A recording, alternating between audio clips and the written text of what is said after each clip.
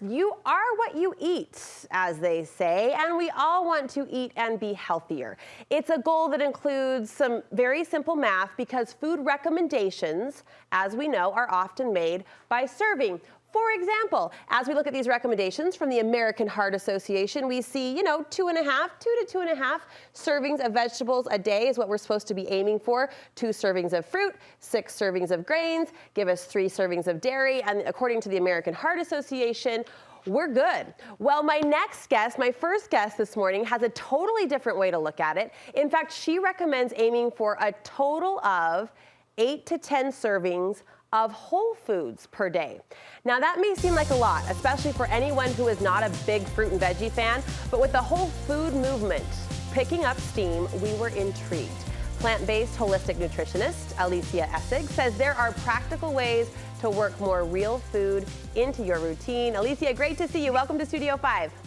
Oh, thank you. It's good to be here. So I think a definition is in order because we are hearing more about whole foods or real foods, but it's kind of up to the interpreter how we take that on. For you, what does whole foods include?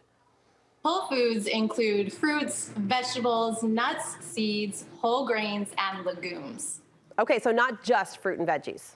Right, exactly. Whole plant foods. Grateful you're broadening it just a bit so that we can, survive and actually have something to eat. You have 5 strategies for working more of those whole foods as you define them into our diet. And I think this is something, if you Google it, a lot of people are after this these days. What do you think the big buzz is or the big movement is? Why toward whole foods? Well, because it's more important these days to actually, instead of count calories or macros, to be counting plant points.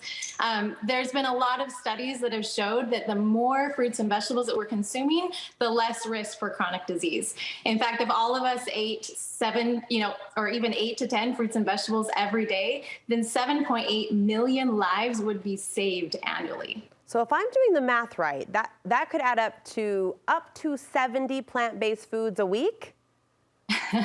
Right. Putting it that way, it sounds like a lot, but in reality, it's not that hard. In fact, variety is key because one of the largest studies done on the microbiome, the American Gut Project, showed that those who consumed a variety of 30 different plants a week had the healthiest gut microbiome.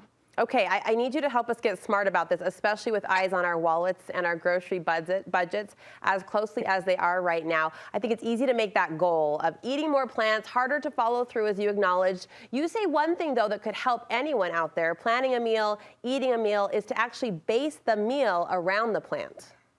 Yes. In fact, today we're so used to planning our meals around the meat source. Yeah, the protein.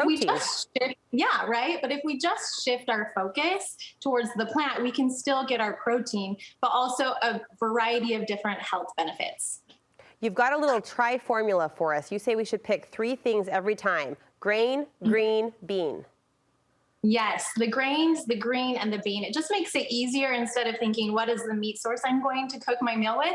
What grain am I going to choose? Whole grain, right? Mm-hmm. What bean and what green am I going to mix it up with today? Is there an example off the top of your head of a meal that would include all of those 3 things? I make it and I know I'm checking those boxes.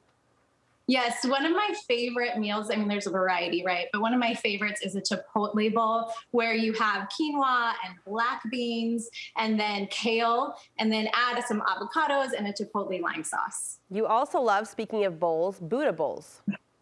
Buddha bowls make it easy. It's a great way to be able to serve a meal to not only your family, but a host of people.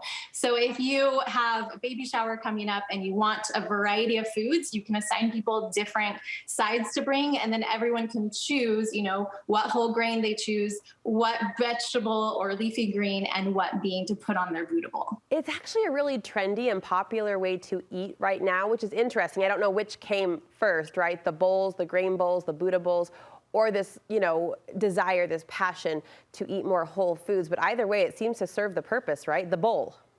Right, the bowl. And also, let's keep in mind the benefits that we get. Like if you consume leafy greens, that not only will help prevent heart disease or cancer, but there was a study that found that those who consumed 1.3 servings of leafy greens a day had brains that were 11 years younger than those who didn't. And from a convenience perspective, really that's just a big mixology of good food in one bowl, right? As a mom, I'm always looking for those quick go-to meals, and really right now it's kind of mix it all together and call it good. It's kind of an extension of the salad, yeah? Yes, exactly. All right, next you want us to pre-game on the veggies. What do you mean by that? Well, while you're cooking dinner, just simply pull out your veggie tray or even just pull out carrots and hummus and start snacking on the veggies while you're cooking. And that will increase the amount of servings of plants that you're eating every day. But also, you can choose to cook your vegetables first, pull them out of the oven, and let the whole family snack on vegetables while you're cooking the rest of the meal. And I guarantee that you probably won't have that many vegetables left for the meal, but it's worth it because there'll be more fruits and vegetables consumed. Those countertop snacks always do. Go quickly, right? If they're in sight, that we're just grabbing and we're grazing. All right, finally, you might have to really strengthen your campaign speech for me here on this last one, okay? Bring out your best. You want us to work plants into our desserts?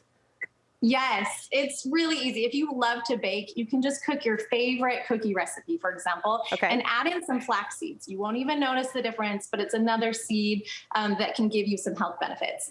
Or you can always swap out, say, white flour for oat flour. Again, you won't notice the difference in taste that much. I love making cookies with walnuts and some dates, as well as some chocolate chips, and it's really delicious. Yeah. But if you're not a baker, don't worry about it because you can simply just eat your typical desserts and then add a fruit to it. So if you're having cookies and ice cream, just add some strawberries or blueberries. Just think when you just outlined some of the tricks that not tricks, but the strategies that I implement with my children every morning with a green smoothie, right? A little bit of flaxseed, a little bit of vitamin C powder. They don't know the difference. And actually, we should be thinking of ourselves like we're trying to fuel and feed our kids, I think, sometimes. Like, where's our extra nutrients and benefits? So you've given us some great ideas today, Alicia. Thank you so much. Do you post more advice and recipes too? I do. It's available on my Instagram. I love to teach the why of eating more plants. So it's PlantWise is my Instagram account, as well as our website. I like it. We'll link you over from our website too, so you can have an easy connection point. And thanks for the motivation and the goal set. We're on it. Thank you so much. I appreciate being here.